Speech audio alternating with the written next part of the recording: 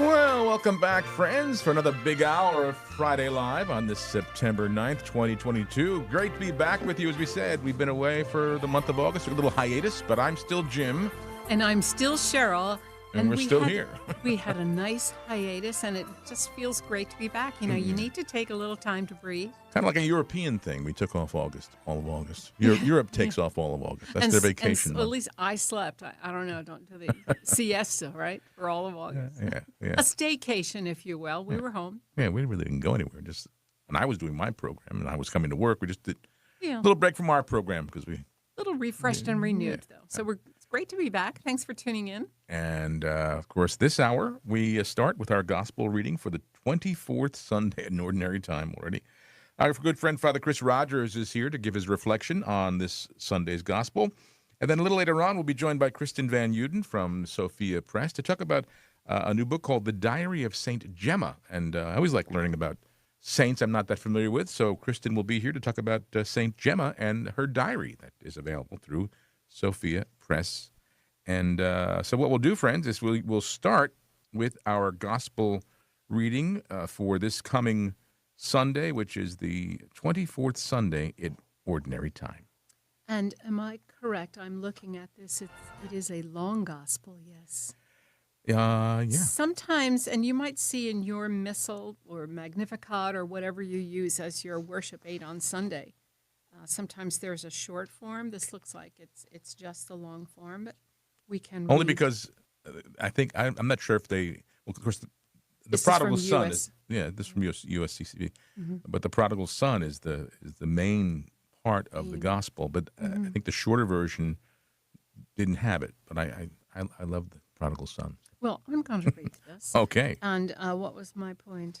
I don't even remember what I was going to say. But anyway, this is one that I feel like we might hear in Lent. A reading from the Holy Gospel according to Luke. Tax collectors and sinners were all drawing near to listen to Jesus. But the Pharisees and scribes began to complain, saying, "This man welcomes sinners and eats with them." So to them he addressed this parable.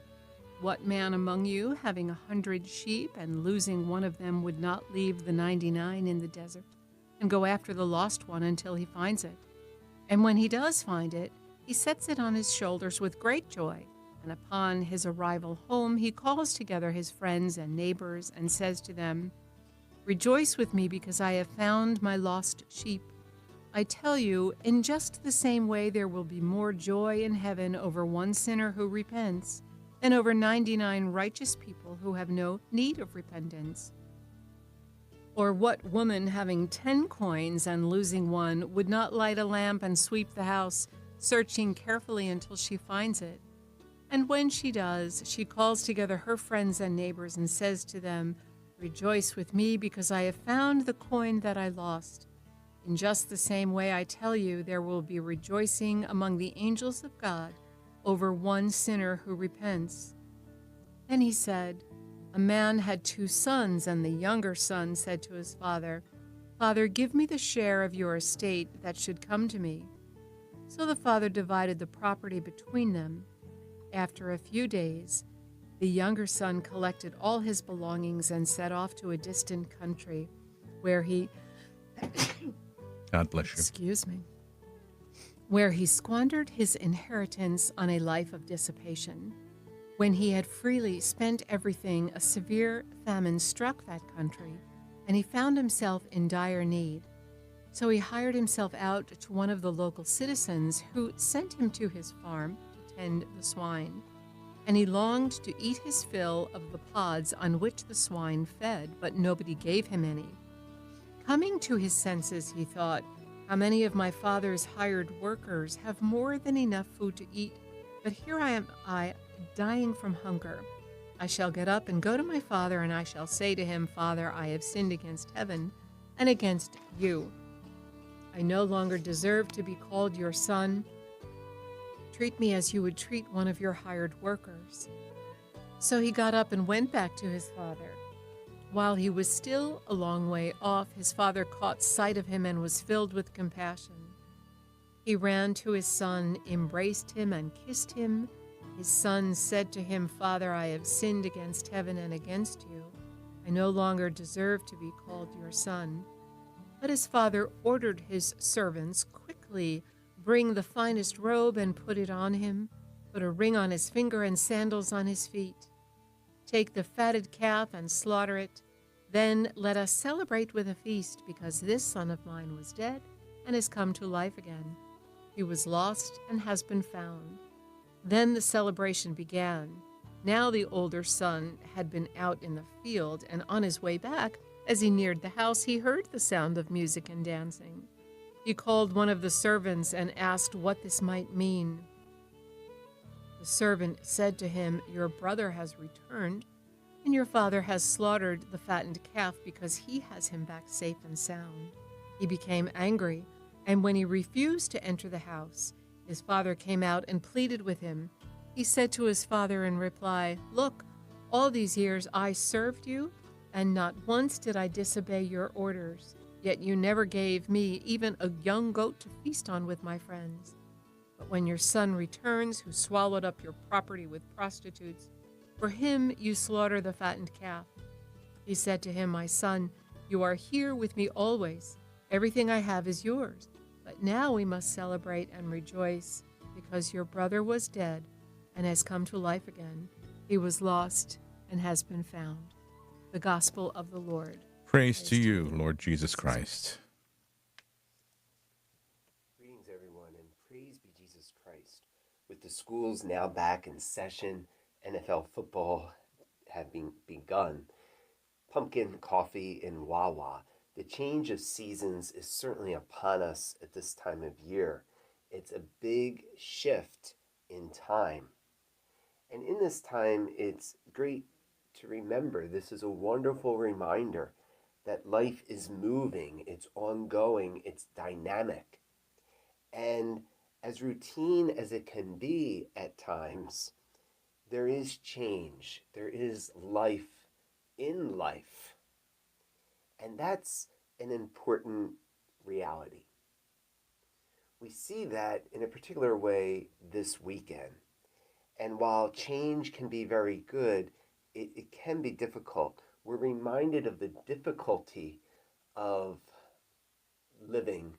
We're reminded of the difficulty and all the change that we've experienced this weekend, especially as we come and remember 9/11, the experience of great loss on that day, having witnessed the face of evil. And in this year C of the church, coming to church this weekend, the readings are all oriented toward loss. We are in Luke 15, and we'll hear about the lost coin, the lost sheep, the lost son. And on this 9/11, that loss is profound. But there is also here present the experience of being found. And as we come into all of the changes that are upon us, that's an important thing to note, the experience of being found.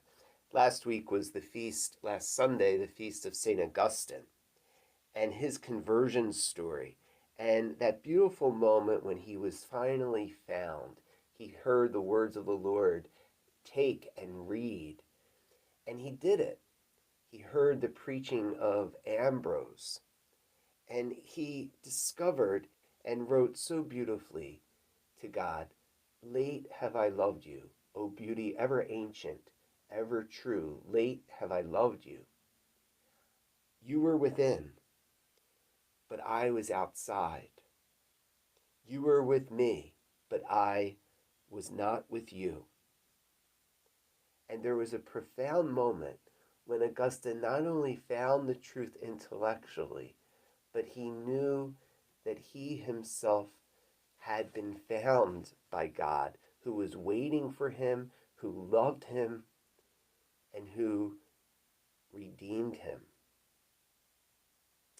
Of all of the losses that we experience in life, how beautiful it is when we can be found.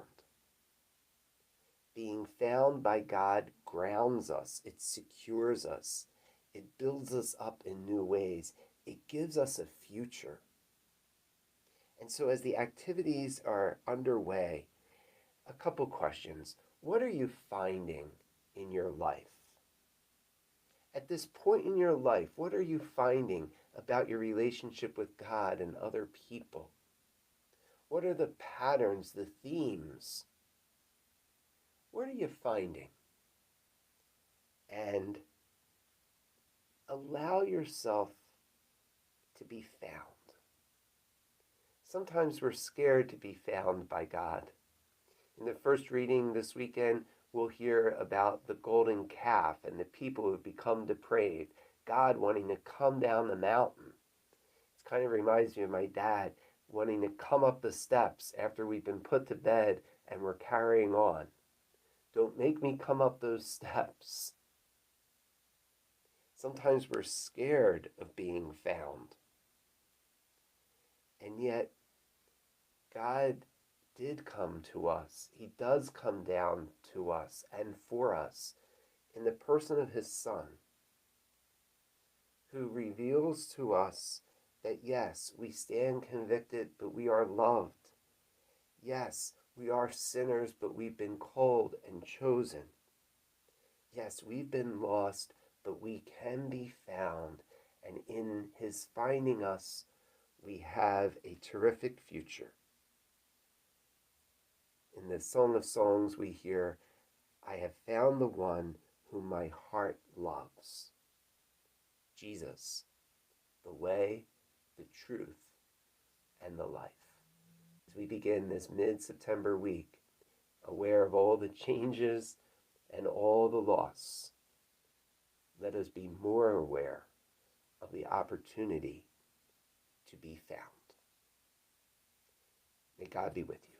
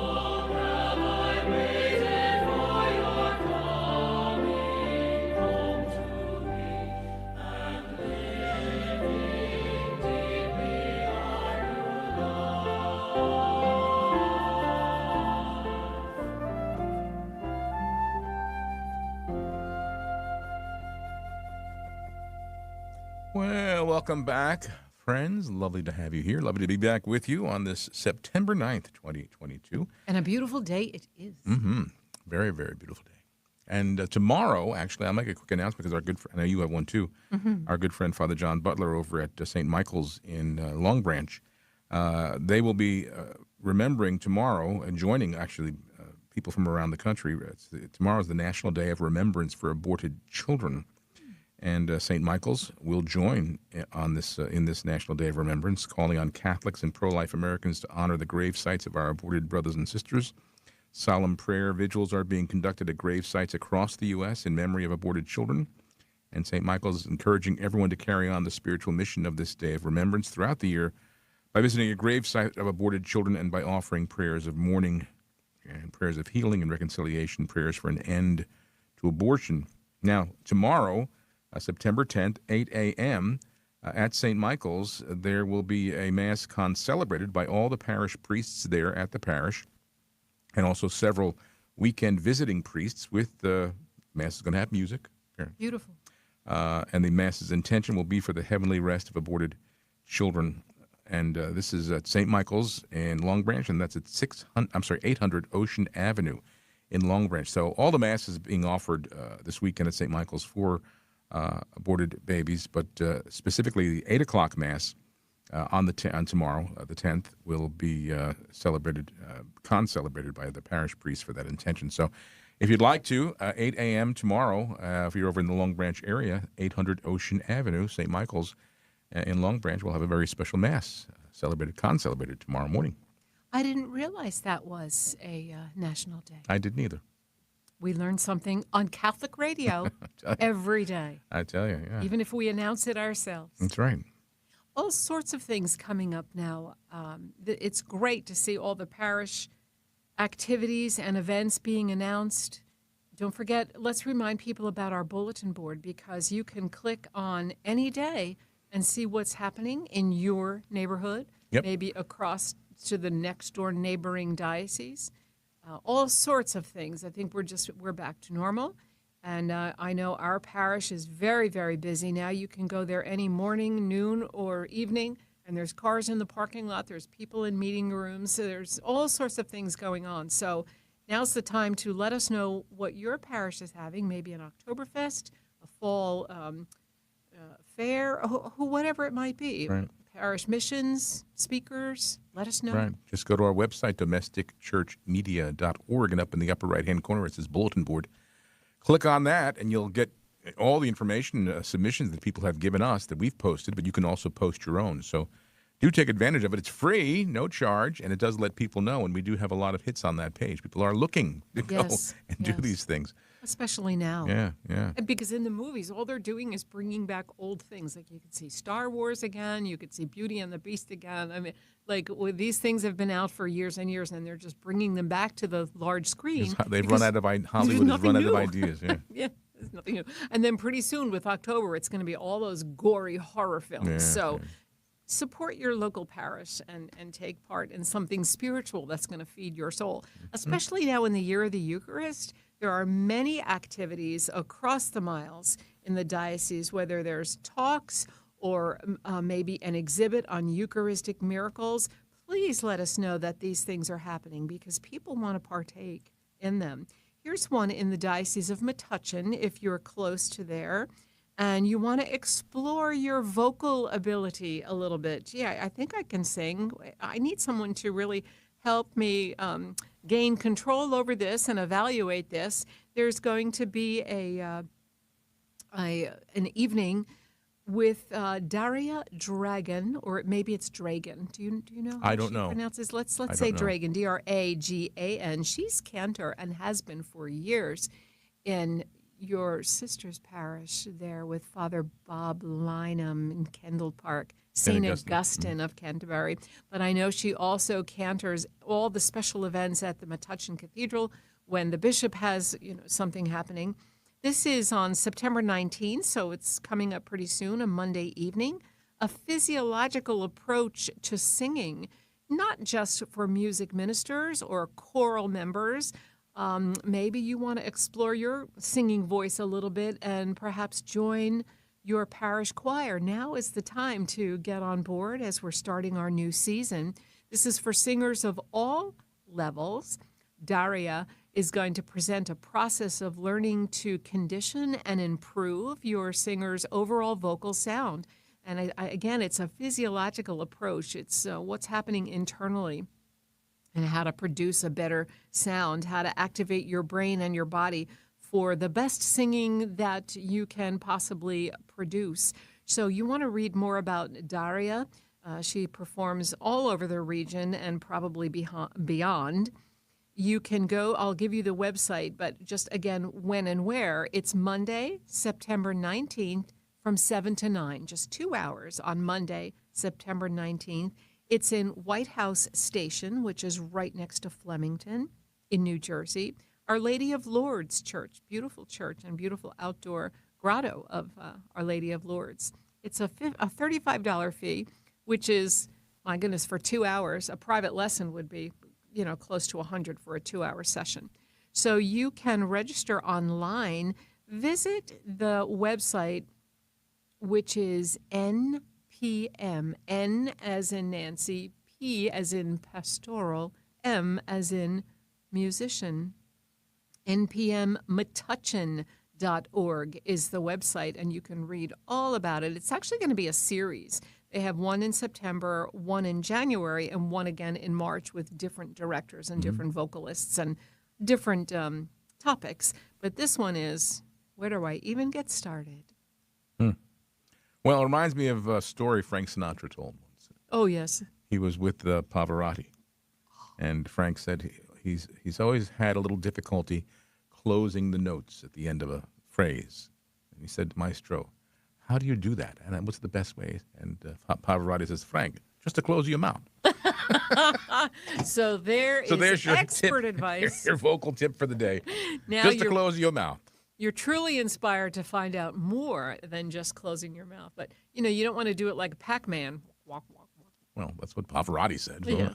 He might know a thing or two. And where were you? Oh, we were in Italy, and you On were our singing honeymoon. on our honeymoon. And he said, just to sing. Yeah. Just to sing. Yeah, because we were in Rome on our honeymoon, and we found, and it wasn't that far from the Vatican, the Mississippi Jazz Club. Right. And there was these 5 Italian guys playing Mississippi jazz. But Is when they took US. their break over the PA, they were playing Sinatra. Yes. So you went up and said, my husband sings. Can he sing a Sinatra song with you? Yeah. Sure. So I went up, and I started bantering with, maybe had a couple of drinks, but I was bantering with the audience a little bit. In your elementary in my Italian? broken Italian. And finally the head of the band, leader of the band said, hey, Mantradogna, just to sing. Hey, Mantradogna, just to sing.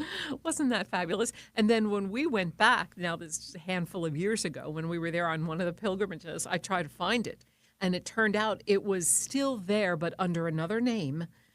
It was a And music school or something, wasn't it it? was, they just teach lessons. Yeah. But I remember going up, and they had a little window, like a speakeasy. Yeah, like a speakeasy, Yeah, yeah, sneaking. yeah. And I went and looked in, I peeked in, and then you could see it was this little school of music teaching. Yeah, I remember when we were there. I think we were sipping on limoncello, the yellow. I was anyway. I think a little I limoncello. found that very strong. But Yeah, well, that's the point. That's why I was bantering in my broken Italian with See the what crowd. happens. Hey, Mantradogna, just to sing. Has But to I be did. good I for sang. has to be good for your throat, right? The lemon Oh, sure. Sure. cuts right through Yeah, everything. yeah. I need that today. Now, of course, we've been away. We've been here. Jim's especially been here. But me, I'm a clean freak, and I come in and I'm vacuuming and I'm dusting. And now I'm having like an allergy attack. I'm all getting all stuffy. I think I just really raised the dust in this place. Well, it's a clean place. Nobody's It here is but clean, me, but- basically. But you know how dust gathers. I mean, at home, if you don't keep up with it, you look a certain Well, level. you saw yesterday. I had my little duster in the studio here. I was dusting around. Thank you for that. Just But I the love rest. to clean, so. And you have to go in the chapel. Did you notice anything? I didn't get in there yet. I mean, I was there earlier, but you did something since I went in there. I was there first thing when I came out. I was going to the chapel first. During my little hiatus, I love to find these projects at home, and I thought, I'm going to make an altar cloth for our tiny, it's a small altar. And if you go to any of these liturgical vestments, linens, and supplies, they're huge because they're made for the altars in your typical church. right. And then to have one custom made was exorbitant. I thought, we're talking about a rectangle with straight seams and finished corners. How hard can it be? Mm-hmm. So I went to there's a liturgical fabric store in New York City, Mm-hmm. and I found that, and I bought a beautiful ordinary time brocaded Kelly green with crosses on it, and I just finished the edges. Well, I'll go in after the program. I'll go in there. Maybe we can before put a leave. picture on the website. Sure. I always loved you're to all sew. for- Yeah, I know. But I took out the I old. lifted your sewing machine onto the table, and My that portable? thing weighs portable. That's as portable as a ton of bricks. That thing. We needed a forklift to get it up on the and my back, but I did it. That's why I waited till at least you had some healing there. Yeah. My portable machine from 1971. I got that as So it's over 50 years old. a graduation gift for 8th grade. Well, we're going to take a break, and then when we come back, we're going to be joined by our good friend from Sophia Institute Press, Kristen Van Uden, to tell us all about the Diary of St. Gemma. So stay where you are, friends. There's more to come right here on Friday Live.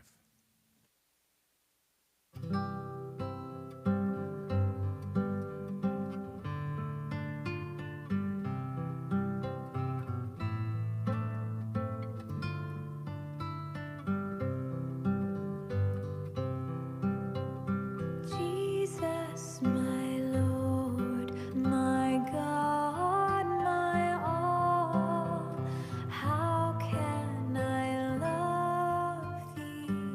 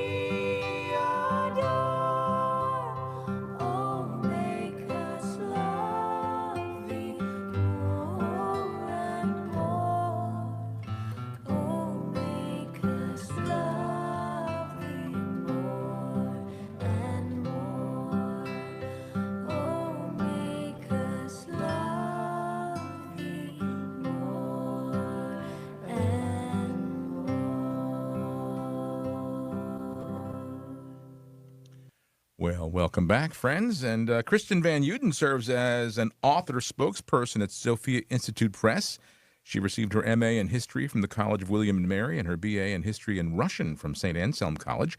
She studies the persecution of Catholics under communist regimes and has been featured on a wide range of media platforms, including Coast to Coast AM, the Federalist and the Catholic Faith Network. And she's here today with us to talk about a saint that we want to learn more about, Saint Gemma Galgani. So welcome to the program, Kristen.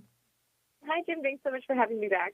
Great to have you back. And I have to be honest, I'm not that familiar with Saint Gemma, but Sophia Institute Press has published and put out her diary, the Diary of Saint Gemma. So maybe let's find out a little about this very special saint And how you were able to uncover her. Yes, absolutely. So I was not very familiar with St. Gemma either before this book was published, but she has quickly ascended to one of my most turned to saints and favorite devotions in such a short time. So I was really blown away by her story. And she's one of these contemporary saints. So we do have photographs of her. Mm. She lived from 1878 to 1903. It's very always surreal to see those photos of saints. They're just like us, and we can imitate them in all things. She was a contemporary of St. Therese, and she lived in a little Italian village called Lucca. Throughout her life, she had many mystic visions, which is what she's most known for, many of which are recounted in the book. So she was blessed with visions of Jesus himself, Our Lady, her guardian angel, and who she called Brother Gabriel, who is Saint Gabriel of Our Lady of Sorrows, who was a local Passionist monk from her area in Italy. She was also very strongly felt that she had a call, a vocation to be a Passionist nun. But due to her poor health, she had tuberculosis and also spinal meningitis. And she described having to wear this back brace that had like 34 points of attachment. Sounds like a torture instrument. Right. She was not actually allowed to join the convent. So she lived out her vocation rather in the world. So she lived with extended family after her parents' death. And one of the great challenges she faced was having a family that was pretty hostile to her mysticism, her vocation, and even just her sanctity. So her younger sister particularly would harass her throughout the day, make it impossible for her to pray, to the point where her guardian angel had to actually close her door and block it so she could actually go into ecstasy. Wow. So she is patroness against temptations because of all these temptations she faced in the world, and also because, much like many mystic saints, for example, Padre Pio, she was physically assaulted by demons. So not only did she have these visions of our Lord and Our Lady, but also from the other side. So the demons would come to attack her, harass her, and also tempt her, which was the greatest and most, what she described as the greatest of her crosses was these temptations. Wow. And so she had to fight against them her whole life, too. In the last 3 years of her life, she had this stigmata, and this was temporary for her. It was given to her every Thursday evening to coincide with the beginning of the Passion, with the agony in the garden, and then removed by Jesus himself on Saturday morning. So she died at 25, but quite a lot was packed into her life, even though she rarely left her little town. And it was a very solitary, humble existence, but one that contains great graces. And her diary, I think, is an example to all of us. It seems like there's so much to be gained from her story and her witness. I mean, many of us now, in the times that we're living, we're suffering on many different levels. And the more I talk to people, it amazes me how people are suffering and the trials that they're going through in their life. It seems like to get this book and read with how she overcame some of these struggles through her prayer life, it seems like it would be a great help to so many people today. Definitely. She overcame so much, but what's really interesting is that in reading the lives of all the saints, really, when you read them in their own words, it seems as if they were terrible people because they're so quick to accuse themselves of sin and very unforgiving towards themselves as they grow in perfection. So as she overcame all these trials, one thing that she was perfecting was her virtue of humility. And I think this particularly was a really helpful trajectory to read throughout the book. Gemma had self-diagnosed her predominant fault or her predominant sin as vanity and a temptation to worldliness. And so throughout the book, we see her growth in this area and the various ways in which her guardian angel and Jesus himself intervened to help her surpass this. One example is the first time her guardian angel ever appeared to her was when she was in town. She was walking. She had just received as a gift a new watch with a gold chain, and she was kind of showing it off to her friends and, just sharing her new gift. And this is not necessarily sinful in and of itself, but it was this attachment to the world and an occasion for vanity for her. And so her guardian angel appeared and said to her, "Remember that the precious jewelry that adorns the spouse of the crucified king can only be thorns in the cross." So from that point forward, she made a resolution to remove all jewelry. She didn't even wear a ring that she had on after that point. And you can see how God is calling her to these great heights of sanctity that require lots of sacrifices, not just of sins and of sinful things, but also of occasions for sin, and even sometimes these more neutral things that might be nevertheless standing in the way of sanctity. Right. I mean, it's such a minor thing. You think, gee, I have a new watch. Look at my new watch. But Yeah. she was really striving for that holy perfection. Exactly. And we there's another episode from her life where even something that was unequivocally good was taken away from her to bring a greater good out of it. And this was that she used to go on these almsgiving walks to the poor. So when she would leave her house in the morning, she would take whatever scraps of food were left and change from her parents or her family and distribute them to the poor along her way through town. And this, of course, is an objectively good thing. It's a corporal work of mercy. It's sharing the life of the church and all that. But through this, it was another opportunity for Gemma to be attracted and attached to the world. So her spiritual director actually forbid her from continuing these walks. And at first she didn't understand at all. Says, "Why would you not want me to practice charity?" Right. But then, as she writes later on, she said Jesus worked a new conversion in her because, in her words, after this, she lost all interest for clothes and things like that. So what we can see is that, yes, she did have this kind of, just neutral attachment to worldly things, but that even though these walks were good things, they were still not the greatness that she was called to in her particular calling to this deep mystical vocation of the interior life. And so God removed them from her life so that he could work a greater good in her life. We're talking with Kristen Van Uden from Sophia Institute Press about the Diary of St. Gemma, published by Sophia Institute Press, and that's sophiainstitute.com is their website. Kristen, the diary itself, did she write this over a certain period of time, many years, or just within the last 3 years of the stigmata?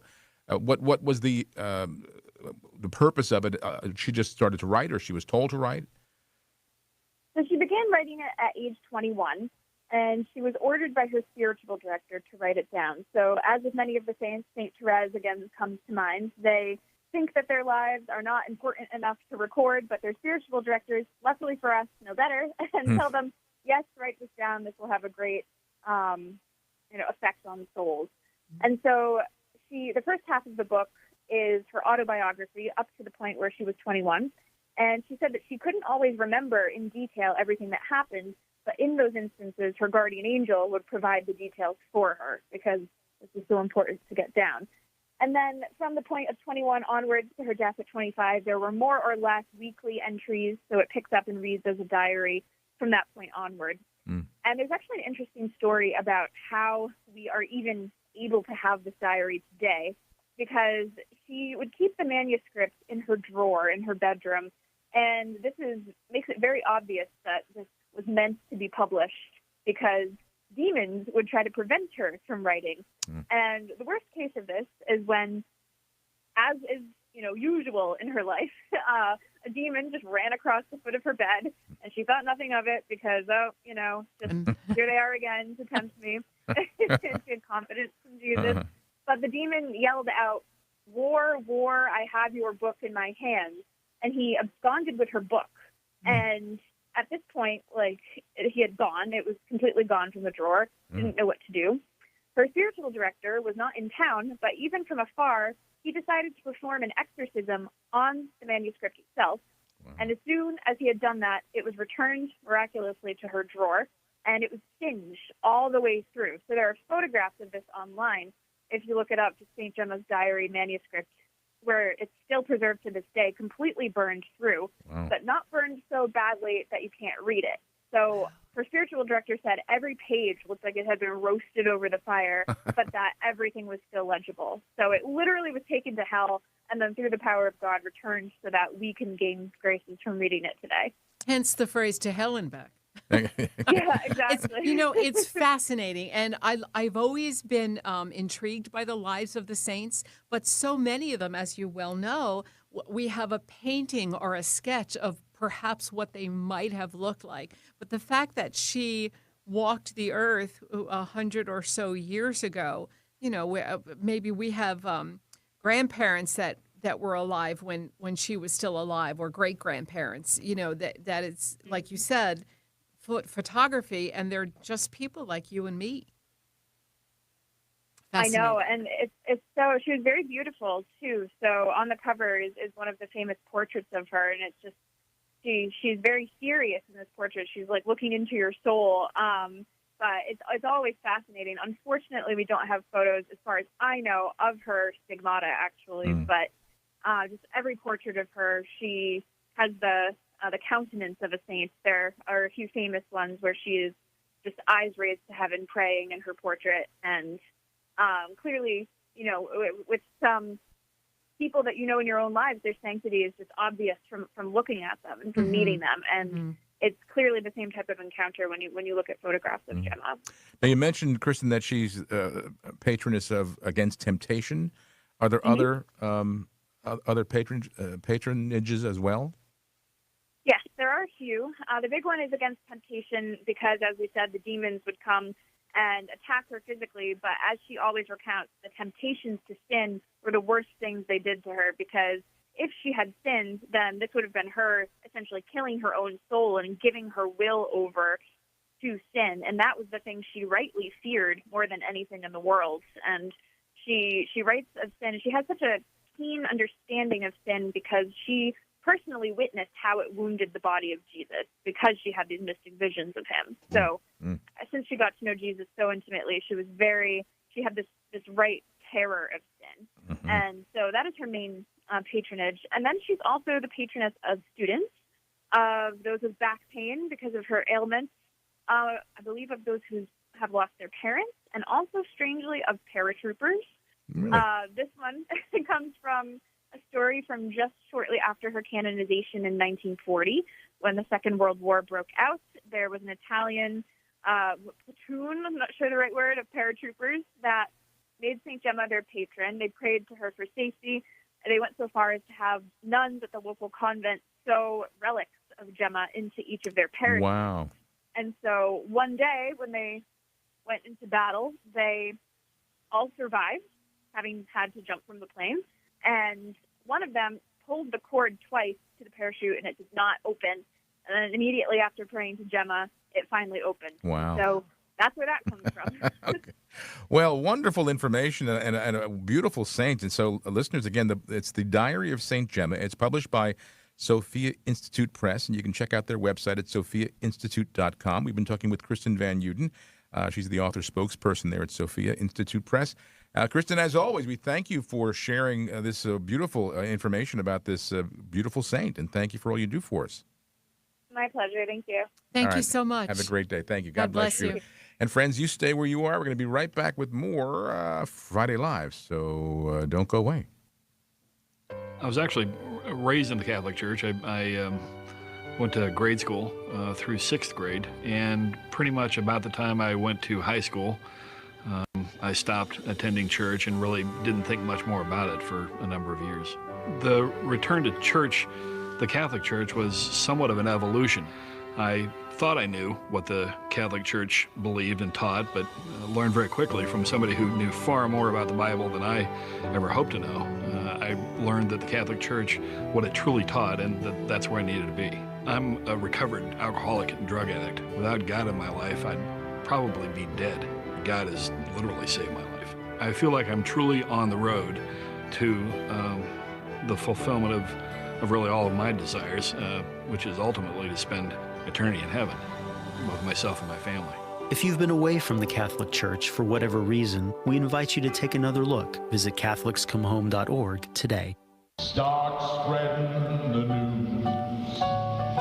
Hello, my friends. Jim Manfredonia here, and I'm cordially inviting you to our benefit concert to help raise funds for domestic church media, September 24th at 7 p.m. at Notre Dame High School Theater in Lawrenceville, New Jersey. Come fly with me, let's fly away. That's right, I'm going to don my tuxedo and sing songs for you made famous by Frank Sinatra. The summer wind came blowing in from across the sea. When somebody loves you, it's no good unless I've invited my daughter Angela to open the show, and she'll sing for you songs made famous by Judy Garland, Liza Minnelli, Barbra Streisand, and others.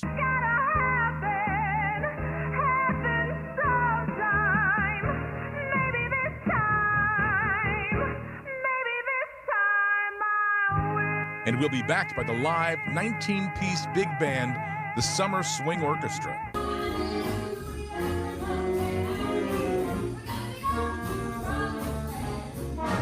I've even convinced Cheryl to come out and accompany me on a few tunes on the piano, just like we used to so many years ago.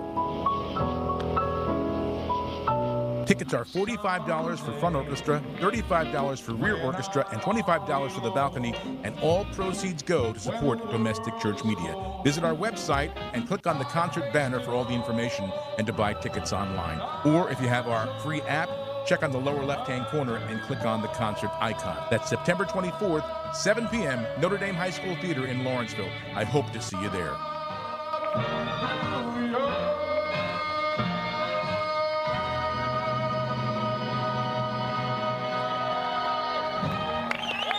Thank you. Well, there you go.